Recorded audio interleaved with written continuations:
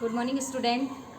Class 6 chapter 3 session first. आज हम third chapter शुरू करेंगे, तंतु से वस्त्र तक। जनरली अपन देखते हैं कि हम अगर सुई में धागा पिरोते हैं तो कुछ छोटे छोटे से पतली पतली सी धागे की लड़ियाँ निकलती है और सुई में धागा पिरोना मुश्किल होता है। वो छोटी छोटी जो लड़ियाँ दिख रही है उसको अपन क्या कहते हैं? तंतु, यानी कि धागे का सबसे पतला भाग, है ना। आपको पता है कि धागा जो है वो वस्त्र निर्माण में काम आता है। वस्त्र जो होते हैं वो अलग अलग होते हैं, हमको पता है। सूती वस्त्र होते हैं, पॉलिस्टर के वस्त्र होते हैं, है ना।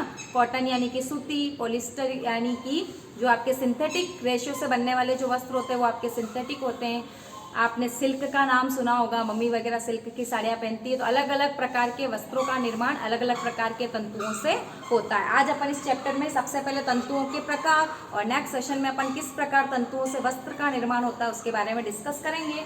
अपन देखें जनरली तंतु के बारे में अभी अपन ने डिस्कशन किया।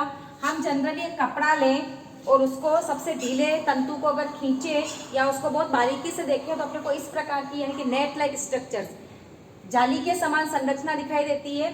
इसमें कुछ रेशे जो होते हैं वो आपके खड़े होते हैं और कुछ रेशे जो होते हैं वो आपके कैसे होते हैं? आड़े रेशे होते हैं। और इस प्रकार से वस्त्र का निर्माण किया जाता है, जिसको अपन डिटेल में नेक्स्ट सेशन में पढ़ेंगे। तंतुओं के बारे में बात करें तो तंतु जनरली दो प्रकार के होते हैं, प्राकृतिक तंतु और संश्लेषित तंतु। संश्लेषित तंतुओं को मानव निर्मित तंतु भी कहा जाता है, क्योंकि इनका निर्माण मानव की सहायता से या मानव के द्वारा किया जाता है।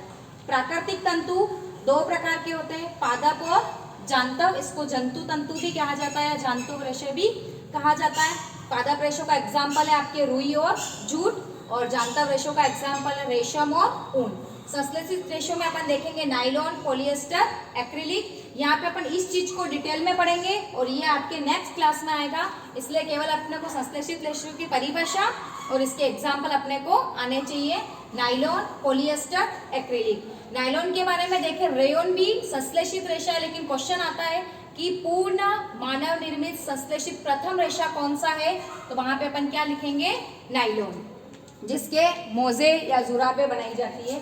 अब अपन डेफिनेशंस पे जाएं थोड़ा सा, तो प्राकृतिक तंतु किसे कहते हैं? ऐसे तंतु जो प्रकृति से प्राप्त होते हैं प्राकृतिक तंतु कहलाते हैं। प्रकृति यानी या तो पादपों से या पादपों के भागों से या जंतुओं से प्राप्त होते हैं, ऐसे रेशे क्या कहलाते हैं? प्राकृतिक रेशे कहलाते हैं। संश्लेषित रेशे ऐसे रेशे जिनका निर्माण रासायनिक पदार्थों की सहायता से किया जाता है। जनरली अपन देखेंगे प्रकृति से मिल रहे हैं तो प्राकृतिक, और जिनका निर्माण फैक्ट्रियों में या औद्योगिक क्षेत्रों में विभिन्न प्रकार के रासायनिक पदार्थों की सहायता से किया जाता है, ऐसे रेशे जो कहलाते हैं वो आपके क्या कहलाते हैं? रासायनिक रेशों पदार्थों के निर्माण से बनने वाले रेशे क्या कहलाते हैं? संश्लेषित रेशे कहलाते हैं, जिसमें अपन नायलॉन पढ़ेंगे, पॉलिएस्टर पढ़ेंगे और एक्रिलिक पढ़ेंगे। हायर क्लासेस में इनका निर्माण कैसे होता है उसके रिएक्शंस भी अपन देखेंगे। पादप तंतु हमने अभी पढ़ा कि प्राकृतिक रेशे जो होते हैं वो दो प्रकार के होते हैं, पादप और जांतव। यहाँ पे अपन पढ़ रहे हैं पादप रेशे, ऐसे रेशे जो पादप से प्राप्त किए जाते हैं, या तो पादप के तने से या पादप के फल से प्राप्त किए जाते हैं, यानी कि पौधे के किसी न किसी भाग से या पार्ट से मिलते हैं।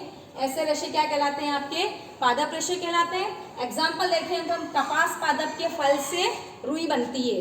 कपास पादप का जो फल होता है जिसको बिनोला कहते हैं, जब वो परिपक्व हो जाता है और फूट जाता है तो उसमें से आप देखते हैं कि व्हाइट व्हाइट कलर का पदार्थ निकलता है, उसमें काले कलर के बीज होते हैं, जिसको अपन जनरली रुई कहते हैं। जब एक साथ कपास का कहीं पर खेती की जाती है और एक साथ जब पुष्पन अवस्था के बाद में जब वो बिनोला फूट जाता है या फट जाता है, उसकी बाहर की झिल्ली खुल जाती है, तो ऐसा लगता है कहीं पर आइस गिरी हुई है या बर्फ की कहीं पर चादर बिछी हुई है। बहुत सुंदर नजारा होता है वो। सेकेंड है पटसन पादप के तने से जूट। पटसन का जो पादप होता है जनरली पश्चिम बंगाल और असम और बिहार में भारत में इसकी खेती की जाती है। कपास के पौधे के लिए काली मिट्टी और उष्ण कटिबंधीय जलवायु की आवश्यकता होती है, वहां पर कपास की खेती बहुत अच्छे से होती है।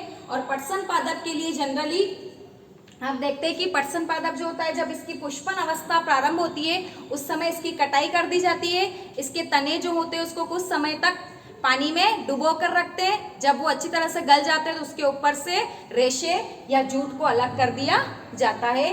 तो इसको थोड़ा सा फोकस करेंगे। पादप कपास के फल से अपने को रुई मिलती है और पटसन पादप के तने से अपने को जूट मिलता है, जिसका उपयोग आजकल बहुत अच्छी अच्छी डेकोरेटिव सामग्री बनाने में, सोफा बनाने में, चेयर बनाने में, बोरियां जिसको अपन कहते हैं जिसमें गेहूं वगैरह भरी जाती है, बोरियां बनाने में, और जूट के बहुत अच्छे अच्छे हैंगिंग जो प्रोडक्ट होते हैं वो भी आते हैं और काफी इसका अभी वर्तमान में प्रचलन है।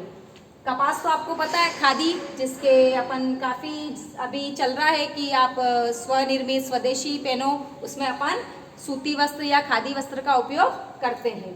जांतव तंतु ऐसे रेशे जो जंतुओं से प्राप्त होते हैं क्या कहलाते हैं? जांतव रेशे कहलाते हैं, जिसमें रेशम कीट से रेशम, जिसको अपन सिल्क कहते हैं, जो कि आपके सिल्क वर्म, रेशम कीट जो होता है उसको सिल्क वर्म कहा जाता है, उसकी जनरली उसका पूरी तरह से उसका प्रजनन क्रिया, उसकी काफी पूरा जीवन काल का रिसर्च चलता है। और रेशम पालन, रेशम कीट पालन की जो प्रक्रिया होती है वो आपका सेरीकल्चर कहलाता है। तो क्वेश्चन आता है कि रेशम कीट का पालन क्या कहलाता है? तो सेरीकल्चर। इससे आपको अपन आगे डिटेल में पढ़ेंगे कि किस प्रकार से रेशम का कीट जो होता है उसका लार्वा स्टेज होती है।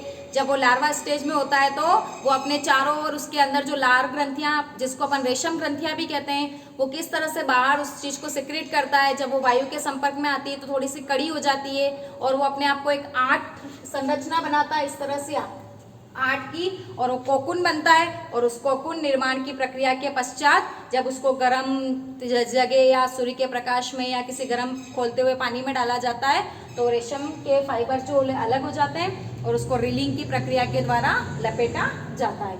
फिर आपका भेड़, बकरी, ऊंट, खरगोश, याक, इन सब के बालों से अपने को ऊन प्राप्त होती है। जनरली भेड़ और बकरी में भी जो आपका कश्मीरी बकरी होती है जिसको अपन पश्मीना कहा जाता है, सबसे महंगी ऊन और काफ़ी अच्छी, सॉफ्ट और बहुत अच्छी मानी जाती है। कहते हैं कि रियल पश्मीना की पहचान करनी है तो पश्मीना से बनी हुई शॉल को अगर अपन एक रिंग टेस्ट होता है इसका, रिंग से निकालें तो पूरी शॉल उस रिंग से निकल सकती है। पश्मीना जितना पुराना होता है उतना ज़्यादा अच्छा माना जाता है। तो भेड़, बकरी, ऊंट, खरगोश, याक के बालों से ऊन प्राप्त होती है, जिससे बहुत सारे पदार्थ, गलीचे, नमदे, स्वेटर्स, सुंदर सुंदर दिखने वाले पर्स, अच्छे से जैकेट्स वगैरह बनाए जाते हैं। तो आज अपन ने देखा कि किस प्रकार से तंतु जो होते हैं, डेफिनेशंस इसकी देखी, किस प्रकार से तंतु के प्रकार देखे। आज अपने को होमवर्क कॉपी में ये चारों डेफिनेशंस आपको लिखनी है और ये क्लासिफिकेशंस आपको होमवर्क कॉपी में बनाना है। कल नेक्स्ट क्लास में अपन ने देखेंगे कि किस प्रकार से तंतुओं से वस्त्र का निर्माण किया जाता है, उसके अपन अलग अलग प्रकार से स्टेप्स देखेंगे। Thank you.